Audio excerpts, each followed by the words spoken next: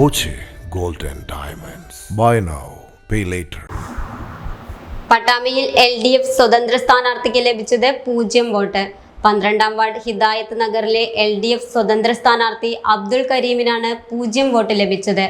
UDFനെ തോൽപ്പിക്കാൻ CPM welfare കൂട്ടുകെട്ടുണ്ടായെന്നാണ് ആരോപണം.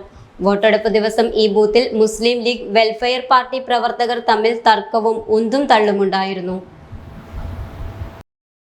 നഗരസഭ ഡിവിഷൻ 12 ഹിദായത്ത് നഗറിൽ നിന്നും മത്സരിച്ച LDF സ്വതന്ത്ര സ്ഥാനാർത്ഥി അബ്ദുൾ കരീമിൻ്റെ വോട്ടെണ്ണിയപ്പോഴാണ് ഉദ്യോഗസ്ഥരും ഏജന്റുമാരും ആശ്ചര്യപ്പെട്ടത്.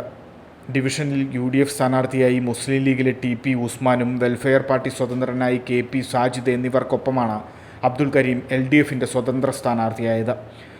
UDFിൻ്റെ സിറ്റിംഗ് സീറ്റാണ് 12ാം വാർഡ് ഹിദായത്ത് നഗർ. അതുകൊണ്ടുതന്നെ വാർഡിൽ വോട്ട് കുറവായതുകൊണ്ട് മറ്റൊരു വാർഡിലെ അബ്ദുൾ കരീമിനെ സ്വതന്ത്ര സ്ഥാനാർത്ഥിയാക്കിയായിരുന്നു LDFിൻ്റെ പരീക്ഷണം. എന്നാൽ ഇവിടെ UDF സ്ഥാനാർത്ഥിക്ക് 292 വോട്ടും വെൽഫെയർ പാർട്ടി സ്വതന്ത്ര സ്ഥാനാർത്ഥിക്ക് 208 വോട്ടും ലഭിച്ചു. CPM ബ്രാഞ്ച് കമ്മിറ്റിക്ക് 45 മെമ്പർമാരുള്ള ഡിവിഷനാണ് ഹിദായത്ത് നഗർ. ഇടതുപക്ഷ സംഘടനകളുടെ നേതാക്കന്മാരുടെ വോട്ടുള്ള ഡിവിഷനാണ്. എന്നിട്ടും LDF സ്വതന്ത്ര സ്ഥാനാർത്ഥിക്ക് 0 വോട്ട് ലഭിക്കാൻ കാരണം മുസ്ലിം ലീഗിനെ തോൽപ്പിക്കാൻ CPM വെൽഫെയർ പാർട്ടി കൂട്ടുകെട്ടുണ്ടാക്കിയെന്നാണ് UDFിൻ്റെ ആരോപണം.